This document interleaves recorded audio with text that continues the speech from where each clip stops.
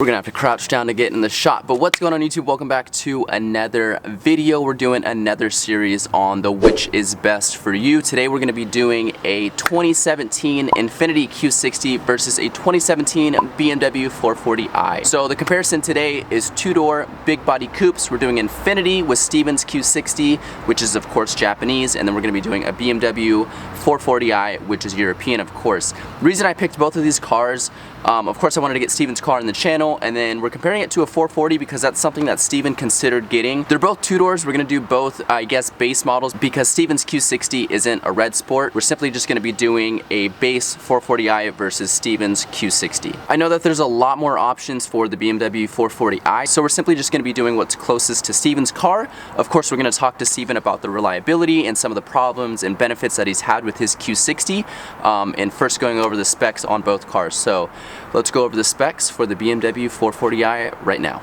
As you guys can see, it's super orange outside. California's fires are really bad, so I'm trying to wrap up this video as soon as possible so we're not getting ash in the S2000 and I'm not breathing in this horrible air quality, but this is not a filter. This is actually how it looks here in California. So I've got my trusty phone with my notes, so we're gonna go ahead and go over the 2017 BMW 440i specs right now. Starting off with the engine, we got a 3-liter 6-cylinder. This is gonna be an inline 6, of course. This is pumping out 320 horsepower. Drivetrain, we are looking at an 8-speed automatic. This can be either just a simple automatic or an auto manual, as they call it, with the paddle shifters.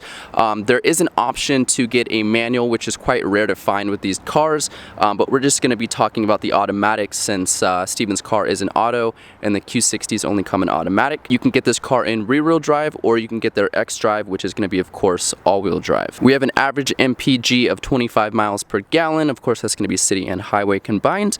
And last but not least, we've got a price range of between $26,000 and $35,000, depending on mile and packages. Like I said, BMW has a lot of options that you can get for these cars, so that's going to depend on the price.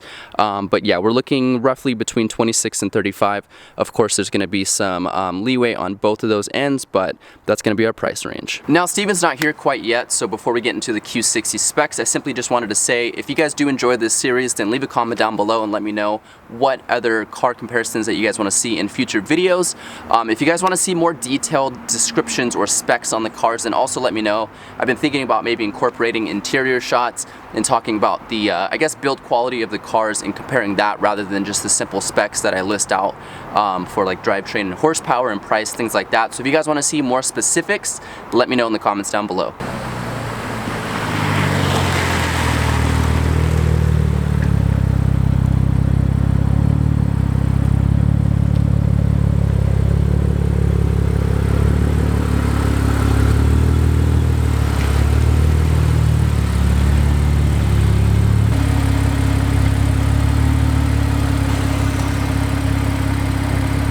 Well, here is Steven's Q60. Steven, what year is your Q60? 2017. Woo! I knew it. I knew it. I did all the notes before even asking if it was a 2017, and it is a 2017. So here's his Q60. As you guys saw, it is on bags, D2 bags with airlift management. He's got a bunch of carbon bits and pieces, nice little carbon diffuser, ducktail, carbon mirror caps, and test pipes and exhaust, right? I think that's about it. Sweet. But as you guys know, for these videos or these series, we only do stock for stock. So we're not going to be talking about Steven's modifications in this video, but let's go over the specs on the 2017 Q60. And like always, since we have Steven's beautiful Q60 here in front of us, we're just going to go ahead and show you guys his car while we run down the specs. Starting off, there are two engine options that you can do, a 2-liter turbo or a 3-liter turbo like Steven has here. For drivetrain options, you can get it in a rear-wheel drive or an all-wheel drive like Steven has here. He's not completely sure, but we were going back and forth on the fact that you can only get the all-wheel drive for the 3-liter turbo instead of the 2-liter, which would make sense.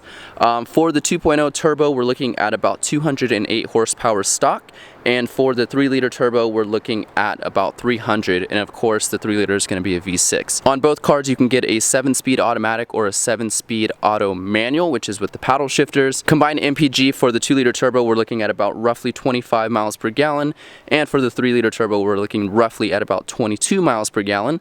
And price range, we're looking between 28 and $30,000, and that's going to be for the 3-liter turbo. Reason we're saying the 3-liter is because the BMW 4 Series that we picked was also a V6, so we're trying to compare closest to which engine this car has to the BMW. So for the 3-liter turbo, we're looking at about $28,000 to $30,000 for the price range. So first question, of course, that I want to ask Steven is why he chose the Q60 over a BMW 4 Series. The reason why I chose this car over the 4 Series is because I came from an Infiniti and I didn't want to deal with BMW problems. No offense to BMW owners out there. And I know Japanese cars are super reliable and it looks good. I think it looks better than the 4 Series. It might not be as fast as one, stock for stock. I chose it because I guess overall looks wise and longevity. So of course the biggest thing that I was probably going to point out was reliability. I'm not too fond on the 4 Series. I know that I've had some friends with M4s that have had issues. Of course, the M4 being a different engine than what comes in the 440.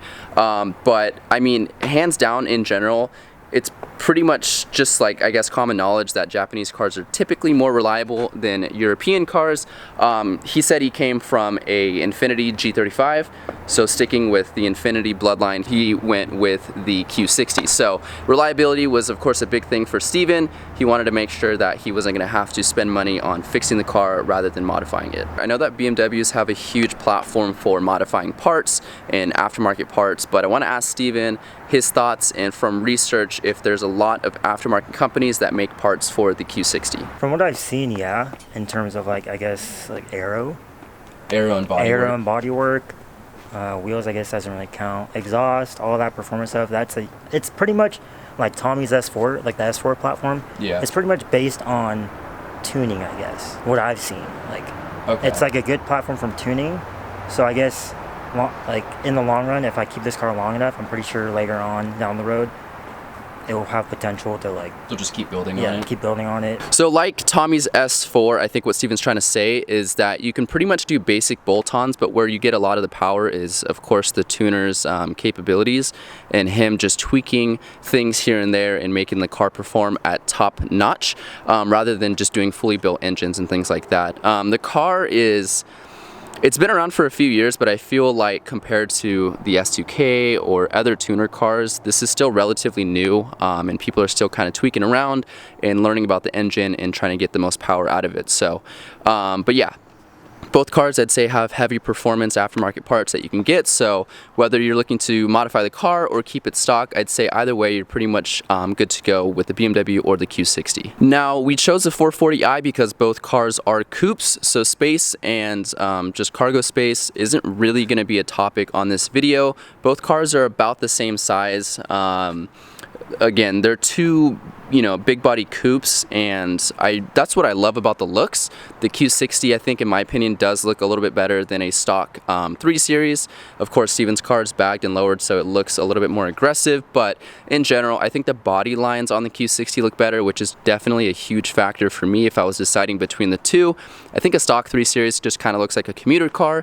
This one looks a little bit more aggressive, especially if you do some simple black accents that make the car just a little bit more sleek. Now, the next big thing, of course, for people trying to decide which car to get is going to be pricing. For the 440i, we were looking between $26,000 and about $28,000 versus the Q60, we're looking between about $28,000 and $30,000. So there's not a huge difference in price. I think in the long run, the Q60s are probably going to hold their value a little bit more.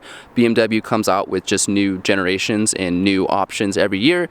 So I think in the long run, the Q60, you're probably going to get more out of it, and that's why you do see that $2,000 to $3,000 jump between the 440 and the Q60. In the end, you could probably find a 440 for the same price as a Q60 if you look hard enough. Now, the last thing that I wanted to talk about in this video is luxury and build quality. Of course, with the BMW and European cars in general, people typically buy them for the luxuries inside and the build quality, but I want to show you guys the inside of Steven's car. So let's go ahead and take a look inside so you guys can see and compare it. But starting off with the door panels, of course, we've got some really nice leather. The doors feel pretty heavy to them, so it doesn't feel like a cheap feel when you open the car. My favorite thing on this car is the door handles.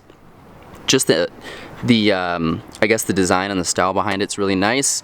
Really nice metals. You've got the lit up Infiniti sign here, and these are the seats that he was talking about with the adjustable lumbar support.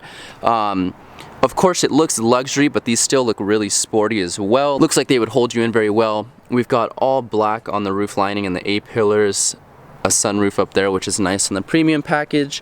And then if we get inside the interior, you guys can see that again, it just all flows, and just the infotainment center and everything is super nice in here. So if you guys are trying to decide between the two and you do want luxury, I wouldn't stop at the BMW. I would say that Infiniti did a really good job on incorporating that luxury and build quality inside a performing coupe. Now to answer the question, which is best for you? In my opinion, I've had European, I've had American, and I've had now Japanese built cars. The S2000 has given me the least amount of issues out of both of those.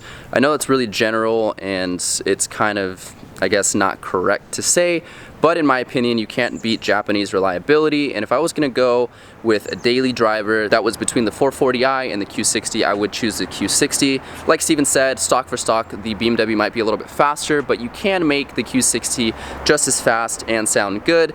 His is all-wheel drive, so you do get the safety factor of that, and they do make really nice aftermarket modifications with little carbon bits here and there to make the car look really sleek. So like I said, in my opinion, I would go with the Q60. They're about the same price, so it's not like you're going to be saving by going with the 440i, and you still get the luxury and the reliability from the Q60. So that's what I think. Let me know what you guys think in the comments down below. Also check out my Instagram, link is in the description below. With all that being said, I will catch you guys on the next one. Peace out.